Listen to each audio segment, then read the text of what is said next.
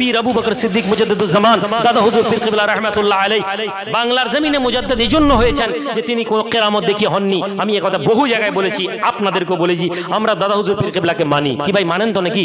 অন্তর থেকে মানি না? মানতে হবে। আপনি বলেন হুজুর ফরজ না, ফরজ না, কিন্তু আমাদেরকে মানতে হবে। এই একবিংশ শতাব্দীতে যারা যারা মুজাদ্দিদুজ জামান পীর আবু বকর সিদ্দিক রাহমাতুল্লাহ আলাইহির সাথে সম্পর্ক রাখবে, আমি মনে করি আল্লাহ তাদের ঈমানকে মাহফুজ রাখবেন। জোরে বলুন।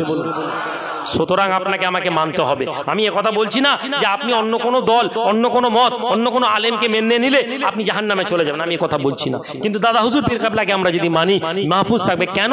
তিনি মুজাদ্দিদ হয়েছিলেন, সংস্কার হয়েছিলেন তাওহীদের দাওয়াত দিয়ে। বাংলার মানুষ শিরক করত, বাংলার মানুষ বেদাত করত, বাংলার মানুষ থানে যেত, বাংলার মানুষ আস্তানায় যেত, বাংলার মানুষ গাছের মধ্যে দড়ি মারত, বাংলার মানুষ কি বলে সূর্যগ্রহণ চন্দ্রগ্রহণ হলে ঘরের জিনিস বাইরে ফেলে দিত, বাংলার মানুষ কবরে মাজারে এখানে গিয়ে মান্নত করত। এই মানুষদেরকে এই পীর আবু বকর সিদ্দিক রাহিমাহুল্লাহ তিনি বাংলার মানুষকে এক আল্লাহর দিকে দাওয়াত দিয়েছেন। আল্লাহ তাকে জামানার মুজাদ্দিদ বানিয়েছেন। জোরে বলুন সুবহানাল্লাহ। না না, তিনি নিজেকে দাবি করেননি আমি জামানার মুজাদ্দিদ। কেউ তাকে জামানার মুজাদ্দিদ বলে তার কোনো মুরিদ ঘোষণা করেনি। আল্লাহর পক্ষ থেকে জামানার মুজাদ্দিদ ঘোষিত হয়েছিলেন। মানুষের অন্তরে তাকে জামানার মুজাদ্দিদ বানিয়ে দেওয়া হয়েছিল। যেমন তাকে জামানার ইমামে আজম ইমাম আবু হানিফা রাহমাতুল্লাহ আলাইহি কেউ ইমাম বানায়নি, ইমামে আজম কেউ বানায়নি। তিনি যখন মুহাম্মদ রাসূলুল্লাহ সাল্লাল্লাহু আলাইহি ওয়াসাল্লাম মাজারে যাচ্ছেন, তখন লোক সালাম দিচ্ছে, সালাম ইয়া নুমান বিন সাবিত, হে নুমান বিন সাবিত সালাম। কেউ বলছে সালাম ইয়া আবু হানিফা, হে আবু হানিফা সালাম। যখন সালাম দিলেন, নবীর মর্যাদা থেকে সালাম দিয়ে ফিরে আসছেন, আল্লাহ মানুষের অন্তরে দিলেন। মদিনার লোকেরা সালাম দিচ্ছে, আসসালামু আলাইকুম ইয়া ইমামুল আজম ইয়া আবু হানিফা সালাম, হে ইমামে আজম ইমাম আবু হানিফা। জোরে বলুন সুবহানাল্লাহ। এটা খোদাই দান, এটা খোদাই দান, এটা অর্জন করতে হয়, এটা অ্যাডভার্টাইজ করে পাওয়া যায় না, প্রচার করে এটা পাওয়া যায় না। সুতরাং প্রচার করে আমি রুহুল আমিন আমার দলকে বাড়াতে পারি, কিন্তু প্রচার করে আল্লাহর দরবারে কবুল হওয়া যায় না। আল্লাহর দরবারে কবুল হতে গেলে ওই মানুষদের জীবন আদর্শ পড়তে হবে। আর পীর আবু বকর সিদ্দিক রাহমাতুল্লাহ আলাইহি কেবলমাত্র আল্লাহর পরিচয় আমাদের অন্তরে দিয়েছিলেন, রাসূলের পরিচয় আমাদেরকে দিয়েছিলেন, এজন্যই তিনি জামানার মুজাদ্দিদ হয়েছিলেন। জোরে বলা যাবে না? তাওহীদকে যদি আমরা বুঝি, এরপরে আমাদের জন্য কি আছে? আমাদের জন্য রিসালাত আছে, নবী। আমি জানি না আপনাদের এলাকায় কি অবস্থা, আমি জানি না আপনাদের এলাকায় কি অবস্থা। নবী কে? আমাদের কাছে নবী একটা আলোচনার বিষয়। নবীকে আমরা কি মনে করি? নবীর মধ্যে আমরা কি ভাবতে পারি? এই নিয়ে উম্মত বিভক্ত, শ্রোতা এবং আলেম। আমি রুহুল আমিন এখানে এই যে কথা বলছি, এই কথার মধ্যে কতটা প্রভাব পড়বে জানি না, কিন্তু বিশ্বাস করুন আমি যে এখানে এখন একটা আগল টপকা, বাংলায় আগল টপকা বলে, তার মানে অ্যাবসার্ড, ইংরেজিতে যাকে বলে অ্যাবসার্ড কথা, অসংলগ্ন কথাবার্তা বলে ফেলি। আপনি দেখবেন আমি ভাইরাল। আমি যদি এখানে একটা ভুলভাল কথা বলি, আবল তাবল কথা বলি, কালকে দেখবেন, আপনি দেখবেন এখন 1000 লোক আমার বক্তব্য শুনে নিয়েছে, এই কথা 200 লোক শুনবে কিনা সন্দেহ। তাহলে প্রথম বিষয় হচ্ছে শ্রোতা কেমন আপনি বুঝে নিন। কোরআনের তেলাওয়াত যুবক ছেলে শেয়ার করে না, হাদিসের কথা যুবক ছেলে বন্ধুকে শেয়ার করে না। কে রাস্তা একটা কুকুরের লেজ ধরে ঘুরিয়ে ছেড়ে দিয়েছে, কুকুর বৌ বৌ করে ঘুরছে, বন্ধুকে শেয়ার করছে, ভাই পাঠা সবাইকে, ফেসবুকের গ্রুপে পাঠাচ্ছে, হোয়াটসঅ্যাপের গ্রুপে পাঠাচ্ছে। কখনো ভেবে দেখেছেন আপনার আমার রুচি কোন জায়গায় পৌঁছেছে? কখনো দেখেছেন আমাদের ইমানের লেভেল কি জায়গায় পৌঁছেছে? আপনার মনেই হয়নি ওই কুকুরটাকে ওইভাবে ঘুরিয়ে ঘুরিয়ে রাস্তায় ছেড়ে দেওয়াটা রাসূলের দ্বীনের বিরোধী? আপনার ধারণাই নেই। কোন মুসলমানকে বেইজ্জত করো, কোন পাগলা, কোন হাওড়াকে থাপ্পড় মেরে দিয়ে কিছু মজা করে ভিডিও করে ভাইরাল করে দেওয়া, কোন বন্ধুকে চেয়ার টেনে ফেলে দেওয়া, ফেলে দিয়ে হা হা আর হাসি দিয়ে ফেসবুকে ছেড়ে দেওয়া, আজকে আমাদের কাছে এটা ইম্পর্টেন্ট বিষয়। এই সমাজ নবীর পরিচয় জানতে চায়।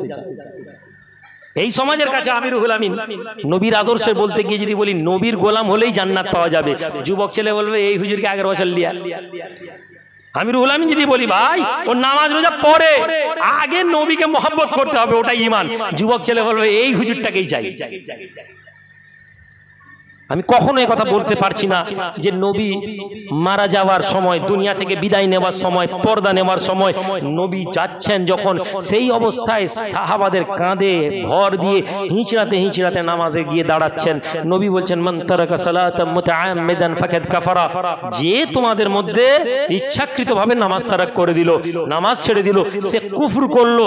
এমন কোন আইম্মাদের মত নেই ইচ্ছাকৃতভাবে নামাজ তারাককারীকে আপনি কখনো পাক্কা ঈমানদার ভাবতে পারবেন না, নবীর গোলাম ভাবতে পারবেন না। কোন সাহাবীর জীবনে এই হাদিস দেখাতে পারবেন না সাহাবা 2, 5, 10 ওয়াক্তের নামাজ পেয়েছেন অথচ নামাজ পড়েননি। হ্যাঁ, একজন সাহাবী জিহাদের মাঠে গিয়ে নামাজ পড়েননি, আর নামাজ না পড়ে জিহাদে গিয়ে শহীদ হয়ে গেছেন, নবীজি জান্নাতে বলেছেন, ওইটাকে আমরা দলিল বানাচ্ছি। কিন্তু আমরা কখনো এটা বলছি না যে ওই সাহাবী ওই মুহূর্তে ঈমান এনেছিলেন আর ঈমান এনে জিহাদে গিয়ে মারা শহীদ হয়ে গিয়েছিলেন।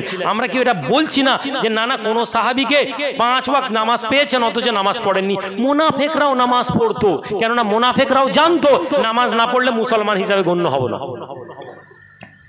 আর আমাদের কাছে নবীর মোহাব্বত মানে নবী দিবসে মোটরসাইকেল করে ঝান্ডা বার করে দিয়ে গোটা এলাকায় মোটরসাইকেল নিয়ে বউ করে ঘোরার নাম হচ্ছে নবী প্রেম।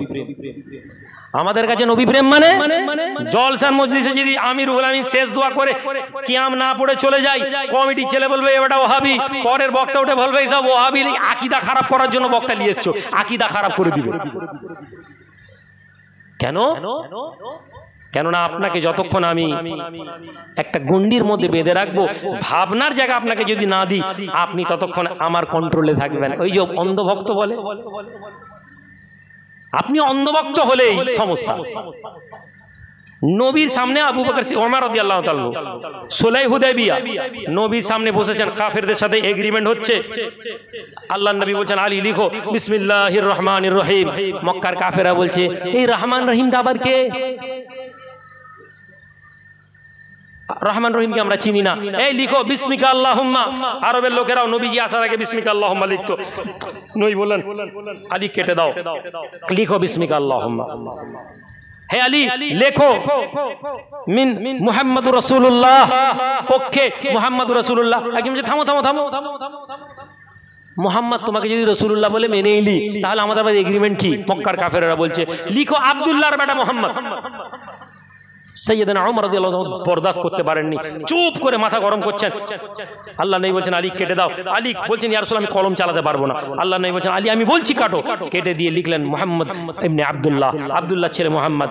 মক্কার লোক বলছে নবীজি লিখছেন। এমন এমন কন্ডিশন আপনারা জানেন। সুলহ হুদায়বিয়ার শর্তগুলো যদি বলি টাইম লেগে যাবে। শুধু বোঝানোর চেষ্টা করছি যে সাহাবাদের সাথে নবীর কি কমিউনিকেশন ছিল, মুহাব্বত কাকে বলে এটা বোঝানোর চেষ্টা করছি। এমন এমন শর্ত যা প্রত্যেকটা মক্কার কাফেরদের কথা নবীজি মানছেন। ওমর থাকতে পারেননি, উঠে বলছেন, ইয়া রাসূলুল্লাহ আপনি কি সত্য আল্লাহর নবী নন? হায় হায়, ওমর বলছেন। আল্লাহ নবী বলছেন, হ্যাঁ ওমর অবশ্যই আমি সত্য আল্লাহর নবী। ইয়া রাসূলুল্লাহ কাফেরদের কথা তো মানছেন কেন? চলেন লড়াই করি। কত দম আছে দেখবো, লড়াই করবো। ওদের এইসব কথা, এরা তো ইসলামকে অসম্মান করছে। আল্লাহ নবী বলছেন, আলী ওমর তুমি বসো, তুমি জানো নি। রেগে গিয়ে মজলিস থেকে বেরিয়ে যাচ্ছেন। বেরিয়ে গিয়ে দেখছেন আবু বকর সিদ্দিক এক জায়গায় চুপ করে বসে আছেন। এসে আবু বকর সিদ্দিককে বলছেন, হে আবু বকর, আল্লাহর নবী কি সত্য আল্লাহর নবী নন? বলে হ্যাঁ। তাহলে নবীজি এই সব কথা কাফেরদের মানছেন কেন? এ তো ইসলামকে অসম্মান করছে। আবু বকর বলছেন, ওমর তুমি বসে যাও, তুমি বুঝতে পারবে না। সুবহানাল্লাহ বললাম। তাহলে প্রশ্ন করা আপনার পীরের বিরুদ্ধে, আপনার হুজুরের বিরুদ্ধে, আপনার আলেমের বিরুদ্ধে প্রশ্ন করা মানে আপনি তার বিরোধী নন। আর আপনি যদি বলেন যা বলবে মেনে নিতে হবে, তাহলেই জেনে নিন মোদির ভক্ত আর আপনার ভক্তির মধ্যে কোনো পার্থক্য নেই। হে ওমর, এই সুলহ হুদায়বিয়া মুসলমানকে কামিয়াব করেছে। আবার এই মুসলমানদের সাথে নবীজির সম্পর্ক কেমন ছিল? আদব। আপনি বলছেন বেয়াদব, নবীর সামনে বেয়াদবি। আসেন নবীর সামনে সাহাবাদের কি কমিউনিকেশন ছিল দেখি, কি সম্পর্ক ছিল। আল্লাহ নবী, দয়ার নবী, নূর নবী খেতে বসেছেন, সুবহানাল্লাহ বলবেন না? সবাই মিলে বসেছেন আল্লাহ নবীর পাশে। আল্লাহ নবীর ভাই, আল্লাহ নবীর জামাতা, রাসূলুল্লাহর সবচেয়ে প্রিয় মানুষদের মধ্যে একজন কে বলুন? জামাতা বলেছি না? তাহলে একটু মন দিয়ে শুনতে হবে। আলী রাদিয়াল্লাহু তাআলা। আপনারা যদি বিরক্ত হন, কমিটির মানুষদেরকে একটু বলবেন, আমাকে বলে দিলে আমি ছোট্ট করে ক্লোজ করে দেবো। আর বিরক্ত না হলে যতক্ষণ আল্লাহ বলাবেন একটু বলে নেব। কি যে অসুবিধা আছে না তো? ঠিক আছে তো? ভাই বলছিলেন যে মানুষজন খাটাখাটি করে, আমিও জানি। আমার দেশে আমি বেশিক্ষণ বলি না, জলসা নেওয়ার টাইমে বলছিলাম ভাই 1.5 ঘন্টার বেশি বলবো না, কিন্তু এখন মনে হচ্ছে একটু বলি। সাহাবারা বসেছেন, নবী বসেছেন, খেজুর খাওয়া চলছে। প্রত্যেকে খেজুর খেয়ে খেজুরের দানা সামনে রাখছেন, খেজুর খাচ্ছেন, খেজুরের দানা। আল্লাহ নবী দয়ার নবী বসে খেজুর খাচ্ছেন, আর খেজুরের দানাগুলো হযরত আলী যেখানে রাখছেন ওইখানে তিনিও রাখছেন, একসাথে তুলে ফেলে দেওয়া হবে। খেজুর খাওয়া শেষ হয়ে গেছে, আল্লাহ নবী সাহাবাদেরকে বলছেন, এই তোমরা প্রত্যেকে গুনো কে কটা করে খেজুর খেয়েছো। সবার কাছে খেজুরের বিচা, সবার যদি গড়ে 10টা হয় তাহলে আলীর কি হবে? বেশি হবে না? ডবল হবে না? আল্লাহ নবী আলীর দিকে তাকাচ্ছেন। আলী রাদিয়াল্লাহু তাআলা আনহু পেটটা একটু বড় ছিল, শরীর স্বাস্থ্য একটু স্থূল ছিল। সুবহানাল্লাহ বলুন। শরীর স্বাস্থ্য ছিল, আমাদের মতন মোটা ভোঁদা টাইপের লোক নয়। খাইবারের যুদ্ধে এক হাতে দরজা তুলে নিয়েছেন, জোরে বলুন সুবহানাল্লাহ। সেরে কথা, মোটা হওয়া দোষের নয়, কিন্তু মোটা হয়ে খালি হসপস করে 2.5 কিলো গোশ খাওয়া মোটা আমাদের সমাজে লাগবে না। মোটা মানুষ 2.5 কিলো এক বৈঠকে বসে 2.5 কিলো গোশ খেয়ে নিব, খেয়ে নিয়ে সন্ধ্যাবেলা বলছে ডাক্তারের কাছে নিয়ে চলো, জান খারাপ হচ্ছে। এই মোটার কোনো দাম নেই। মোটা মানুষ মানে যে দুর্বল তা নয়, কিন্তু মোটা মানুষকে মোটা বললে একটু খারাপ লাগে। আল্লাহ নবী আলীর দিকে তাকিয়ে বলছেন, আলী সবার জটা খেজুর, তোমার সবাই একটু মুচকি হাসছেন। আলী রাদিয়াল্লাহু আনহু মোটা মানুষ, আবার যদি খেজুরের একটু খোঁটা হয় তাহলে তো দেখতে কেমন লাগে। কিন্তু কি ব্যাপার ভাই, নবীজি কি শিক্ষা দিয়েছিলেন তার সঙ্গীদেরকে। আল্লাহ নবী সাহাবী বলেন, ইয়া রাসূলুল্লাহ, আমার মা বাপ কুরবান হক ওই মানুষের ব্যাপারে, আপনি ওই মানুষের ব্যাপারে কি বলেন যে খেজুর খেয়েছে, খেজুরের বিচাগুলোও খেয়ে নিয়েছে। আপনারা বুঝতে পেরেছেন না পারেননি? খেজুরের বিচা কার কাছে নেই? নবীর কাছে তো খেজুরের বিচা নেই। ইয়া রাসূলুল্লাহ, আমাদের তো খেজুরের বিচা আছে, আপনার তো খেজুরের বিচাই নেই, আপনি খেজুরের সাথে খেজুরের বিচাও খেয়ে নিলেন। জোরে বলা যাবে না? বেয়াদবি হয়ে গেল। নবী বললেন, এই সাহাবাকে বার করে দাও, এই একে তওবা পড়ে দাও। তাহলে আপনি ইসলাম জানেন না, আপনি আদব মনে করে একটা গণ্ডির মধ্যে আছেন আর মনে করছেন এটাই আদব। না না, এটা আদব নয়। আদব নবীজি সাহাবারা যেভাবে আদব শিখিয়েছেন ওইভাবে আদব শিকার নাম আদব। নবীজির সামনে মুখে নবীকে মোহাব্বত করি আর নামাজ না পড়ার থেকে কিয়াম পড়লো না, কিন্তু সে পাঞ্জাগারা নামাজ পড়ে, বিশ্বাস করুন আল্লাহর দরবারে সে বেশি প্রিয়।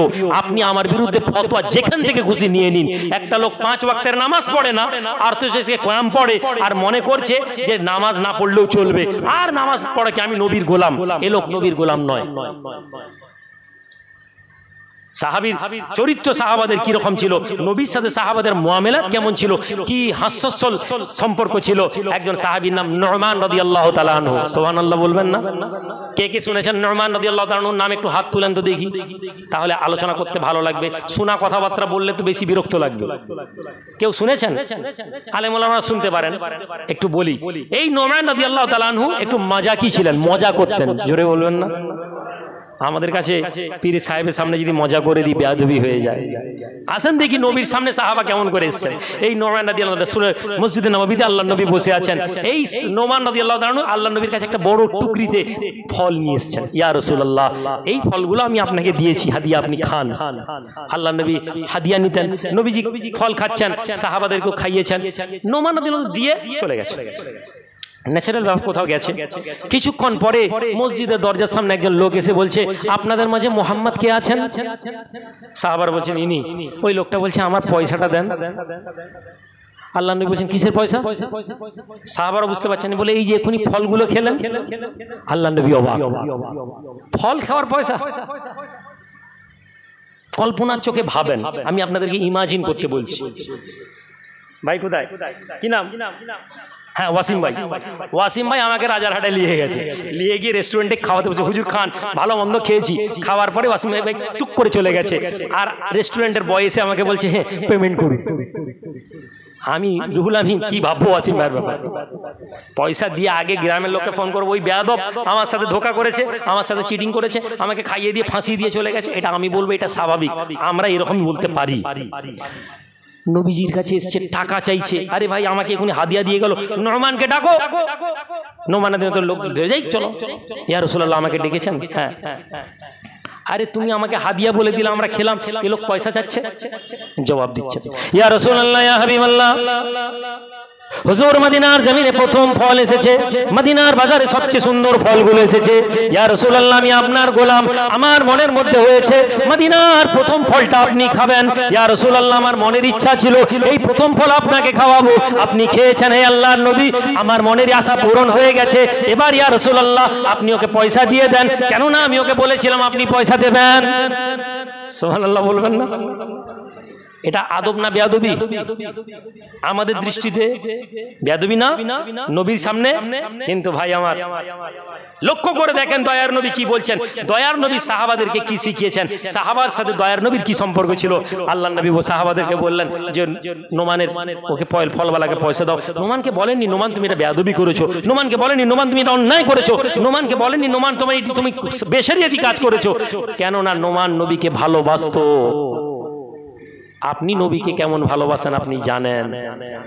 আপনার ব্যবসা একটু টালমাল হয়ে গেলে, এবছর যদি 10,000 টাকা জলসা কমিটিকে দেন, একটু টালমাল, ব্যাংক ব্যালেন্স 10 লাখ টাকা ছিল 5 লাখ হয়ে গেছে, আপনার ব্যবসা একটু টালমাল, 10,000 কমে 5,000 হয়ে যাবে। ভাই ব্যবসা বাণিজ্য ভালো চলেনি। 5 লাখ থেকেও 10,000 কমলে খুব বেশি কমতো না, কিন্তু আপনি বলছেন হ্যাঁ অসুবিধা আছে, ব্যবসা বাণিজ্য পরে আল্লাহ দিলে দিবে।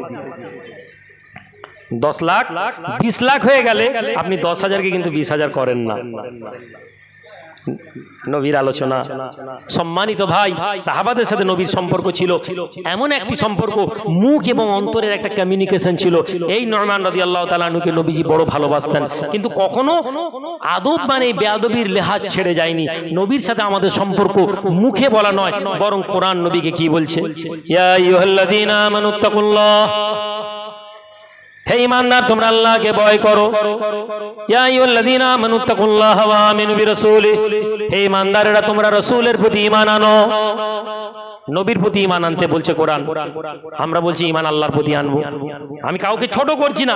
আজ যুব সমাজ এই যে মূল ধারা পীর ওলি আউলিয়া থেকে সরে যাচ্ছে, এর একটা বড় সমস্যা হচ্ছে, এরা বুঝতে পারছে না যে এরা আসল দিন থেকে কিভাবে দূরে যাচ্ছে।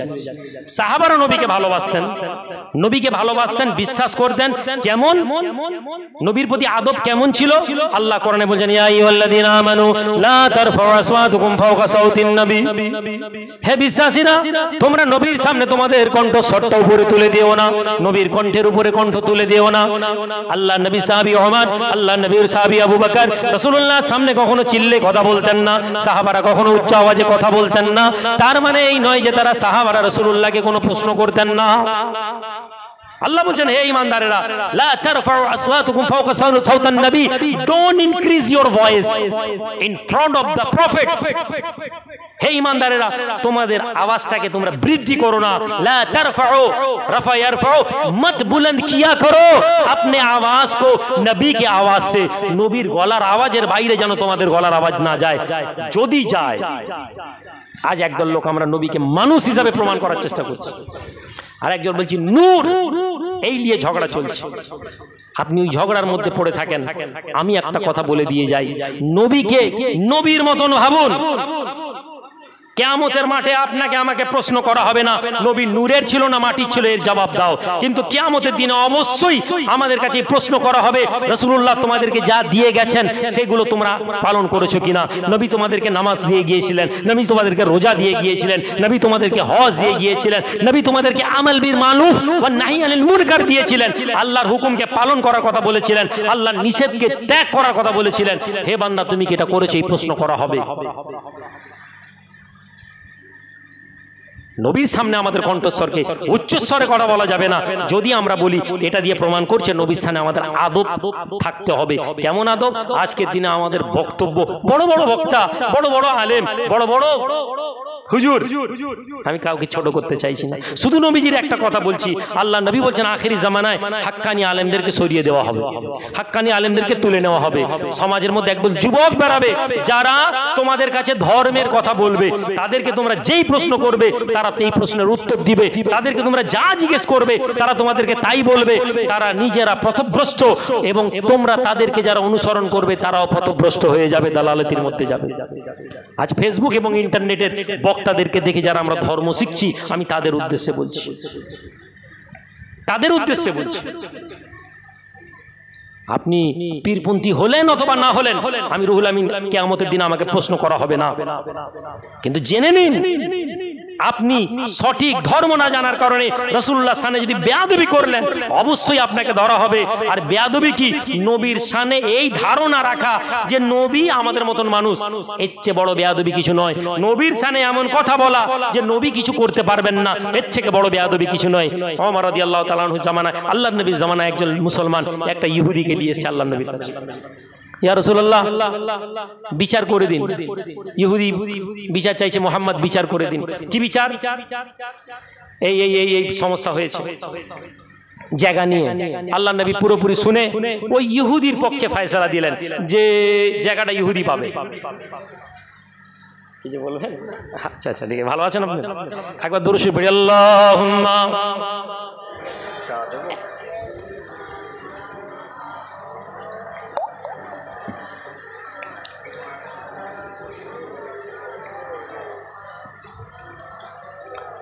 ইহুদি, নবীজি ইহুদির পক্ষে ফয়সালা দিলেন। শুনেন, এই আকীদা তৈরি করুন, এটার নাম আকীদা।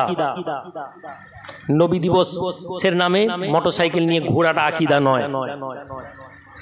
নবীর স্লোগান খালি চিল্লে দেবার নাম আকীদা নয়। আকীদা আমি আপনাদেরকে বলছি, এটার নাম আকীদা। নবী বেরিয়ে আসছেন, ইহুদির পক্ষে ফয়সালা দিয়েছেন, মুসলমানের মুখ ভারী, হেঁটে হেঁটে যাচ্ছেন। এমন সময় রাস্তায় ওমর রাদিয়াল্লাহু তাআলা আসছেন। ওমর রাদিয়াল্লাহু তাআলা ইহুদি দেখলেই রেগে যেতেন, ইহুদি দেখলেই তার মাথা গরম হয়ে যেত। সবচেয়ে বড় আল্লাহর দুশমন এটা। ওমর রাদিয়াল্লাহু তাআলা কে দেখেই এই মুসলমানের মনে আনন্দ হয়েছে। ওমরের কাছে বিচার চাইলে ওমর তো শোনার আগে ইহুদিকে মারবে, যা তোর জায়গা নেই। এসে বলছে, এই ভাই চলো, ওমর আসছেন, ওমরের কাছে বিচার চাইবে। আর ইহুদি তো জানে ওমর দেখলেই তো মাথা গরম করে ফেলবে। আবার কিসের বিচার? এই তো তোমাদের নবী এখনই বিচার করে দিলেন, তর্ক তর্ক হচ্ছে, ওমর এসে গেছে। নাই কি হলো, ছেলেচিলি করছে? হ্যাঁ না কিছু না। এই মুসলমান বলছে, ওমর আমার একটা বিচার করে দাও। এই ইহুদি বলছে, কিসের বিচার? বিচার তো হয়ে গেছে। ওমর বলছে, কি হয়েছে? ওই ইহুদি বলছে, দেখো না এখনই তোমাদের নবী বিচার করে দিলেন, আবার বলছে বিচার। ওমর বলছেন, কে বিচার করেছেন? বলছেন রাসূলুল্লাহ বিচার করেছেন। ওমর বলছেন, আবার আমার কাছে বিচার চাইছো? নবীজি করেছেন তো। বলছে, হ্যাঁ নবীজি করেছেন, তবে আমার ঠিক পছন্দ হয়নি, আপনি বিচারটা একবার করে দেন। যেই বলেছে ওমর তলোয়ার বার করে মারলেন, এক গর্দানে মুসলমানের এক কপে গর্দান কেটে পড়ে গেল। ইহুদি তো জান নিয়ে পালানা। মদিনায় আওয়াজ হয়ে গেল, ওমর মুসলমানকে কাতল করেছে, ওমর মুসলমানকে হত্যা করেছে। আল্লাহর নবী দরবারে এসেছে, ইয়া রাসূলুল্লাহ ওমর মুসলমানকে হত্যা করেছে। ওমরকে ডাকা হলো, ওমর তুমি মুসলমানকে হত্যা করেছো? ইয়া রাসূলুল্লাহ আমি কোনো মুসলমানকে হত্যা করিনি। কাকে করেছো? ইয়া রাসূলুল্লাহ ও তো মুনাফিক। হে আল্লাহর নবী, আল্লাহর কোরআনে বলছেন, আল্লাহ এবং তার রাসূল যখন তোমাদেরকে কোনো ফয়সালা করে দেন, তখন তোমরা আল্লাহ এবং তার রাসূলের দিকে প্রত্যাবর্তন করো। ওকে আপনি ফয়সালা করেছেন, ও বলছে ওমর তুমি ফয়সালা করো। ও আপনার ফয়সালা মানেনি, ও কি করে মুসলমান হতে পারে? এই জন্য আমি ওমর ওকে হত্যা করে দিয়েছি। জোরে বলা যাবে। আজকে আমি রুহুল আমিন যদি আপনাদেরকে বলি, ভাই এই আপনাদের এখানে আছে কিনা জানি না, এই বন্ধন ব্যাংক গ্রামে গ্রামে ঢুকে গেছে। গ্রামে আপনাদের এখানে, আপনারা ভালো মানুষ আমি জানি, আপনাদের এখানে তো বন্ধন ঢুকবে বলে মনে হয় না।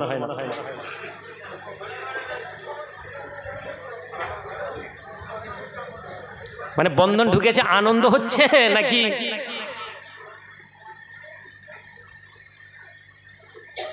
মুসলমান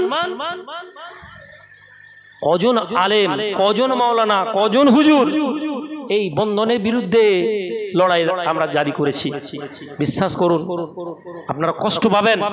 এই জন্যই আমি বলি, মানুষ আমাকে বুঝতে পারে না, মানুষ আমাকে নিয়ে প্রথমেই বিভ্রান্ত হয়ে যায়। এই জন্য নতুন জায়গা তো প্রায় যাই না, পরিচিত লোক না হলে যাই না। আপনি আমাকে নিতেই পারবেন না, ফলে আপনি আরো বিভ্রান্ত হন, আমি চাইনি। আপনি ইউ আর অলরেডি ডিস্টার্ব। আপনারা প্রত্যেকেই বিভ্রান্ত, বেশিরভাগ লোক জলসার মজলিসে আলেম ওলামাদের কথা শুনে ম্যাক্সিমাম শ্রোতা ডিস্টার্ব হয়ে আছে। এ এসে বলে এটা ঠিক, ও এসে বলে ওটা ঠিক। আমি এসে আবার নতুন করে ডিস্টার্ব করতে চাইনি, যা আছেন তাই আছে। কিন্তু আমি শুধু এটা বলতে চাই, ভাই নবীজি বলছেন যারা সুদ নেয়, সুদের সাথে জড়িত, আল্লাহ এবং তার রাসূল তার বিরুদ্ধে জিহাদ করেন।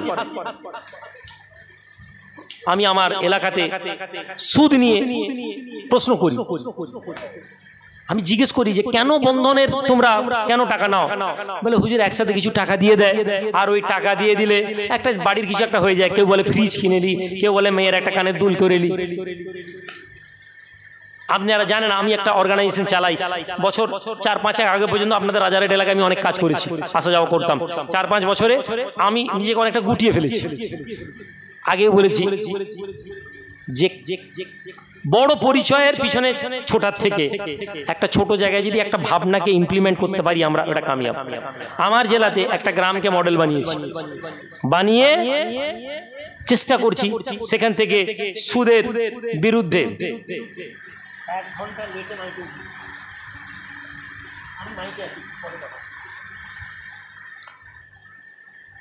আমার সালা সাহেব ইসাক সিদ্দিকী ভাই, ইসাক সিদ্দিকী সাহেবকে চেনেন আপনারা? জি, কথা ছিল বারাসাতে আছে, কথা ছিল যে 12:30টার দিকে 1:45টার দিকে এখানে গিয়ে একসাথে বসে কথা বলবো, ওই জন্য 12টার পরে তো এতক্ষণ হয়ে গেছে, ফোন নেই। যাই হোক, একবার দরুদ শরীফ পড়ি, আল্লাহুম্মা সাল্লি আলা ওয়া আলা আলি সাইয়্যিদিনা। নবীজির হুকুমকে মান্যতা দেওয়ার নাম নবীর মোহাব্বত, নবীর সম্পর্কে উচ্চ ধারণা রাখার নাম নবীর মোহাব্বত। নবীর প্রতি প্রথম ভালোবাসার মাধ্যম হচ্ছে নবীর হুকুমগুলোকে মানতে হবে, নবীজি যা বলেছেন তা আমাদেরকে বিশ্বাস করতে হবে এবং তৎসঙ্গে নবীজির শানে আমাদেরকে আদব রাখতে হবে। যে লোকের মনে এই ধারণা আছে নবীজি আমাদের মতন লোক, নবী আবার কি করবেন, জেনে নিন আল্লাহর কোরআনের সে বিরুদ্ধে আমল করে নিন। হ্যাঁ, মুহাম্মদুর রাসূলুল্লাহ মানুষ, নবীজি আমার আপনার মতন মানুষ না। মুহাম্মাদুন বাশারুন লাইসা কাল বাশারি, মুহাম্মদ এমন একজন মানুষ যার মতন কোনো মানুষ নেই। জোরে বলো আল্লাহ নবী, দয়া নবী, নূর নবী। আপনারও দুখানা চোখ আছে, আমারও দুখানা চোখ আছে, রাসূলুল্লাহরও দুখানা চোখ ছিল। আপনার আমার চোখ যদি বন্ধ হয়ে যায়, আপনি আমি যদি ঘুমিয়ে পড়ি, আপনার আমার ঘুমটা উঠে গেলে আপনার আমার জন্য উজু প্রয়োজন হয়। মুহাম্মাদুর রাসূলুল্লাহ ঘুমিয়ে যাবেন এবং ঘুম থেকে উঠবেন, না না রাসূলুল্লাহর উজু লাগে না, কেননা নবীর চোখটা ঘুমালে অন্তরটা ঘুমিয়ে যায় না। নবীজি আপনার আমার মতন চোখ আছে, কিন্তু না না আমাদের চোখ নবীজির মতন কারো চোখ নয়। রাসূলুল্লাহ নামাজে দাঁড়িয়েছেন, আল্লাহ নবী সাহাবী বলেন, এই সাহাবারা তোমরা কাতারগুলো সোজা করে নাও, কাতারগুলো আঁকা বাঁকা। সাহাবা প্রশ্ন করেন, ইয়া রাসূলুল্লাহ আপনার চোখ তো কিবলার দিকে, আপনি তো পিছন দিকে দেখতে পান না, কিভাবে আপনি জানতে পারলেন আমাদের কাতার আঁকা বাঁকা? সাহাবাকে জবাব দেন, আমার সাহাবা আল্লাহ পাক আমি রাসূলুল্লাহর পিছনে একখানা চোখ দিয়েছেন। এটা হচ্ছে নবী মুহাম্মদুর রাসূলুল্লাহ। আপনার আমি আপনি মাটি, নবীও মাটি, কিন্তু আমরা কেউ নবীর মতন মাটি না। নবী কেমন মাটি, আপনি কেমন মাটি, এই মাটি ওই মাটি এক না। দুটোই মাটি যদি ধরেও নি, আমি ধরছি না, যুক্তির খাতিরে ধরি, কিন্তু মাটির পার্থক্য কেমন শুনবেন একটু জোরে বলুন, শুনবেন? এখানে রাজারহাট এলাকায় আমি এসেছি, রাজারহাট এলাকায় আমি এসে বললাম, ওয়াসিম ভাই আমি 1 বস্তা মাটি মেদিনীপুর থেকে এনেছি, 10 টাকায় কিনবেন? আপনারা আমাকে কি বলবেন? খুব চালাক লোক বলবেন না পাগল বলবেন? আপনার এলাকায় মাটি নেই, কত মাটি লাগবে, বিনা পয়সায় নিয়ে যাও, এটাও মাটি। কিন্তু আমি কি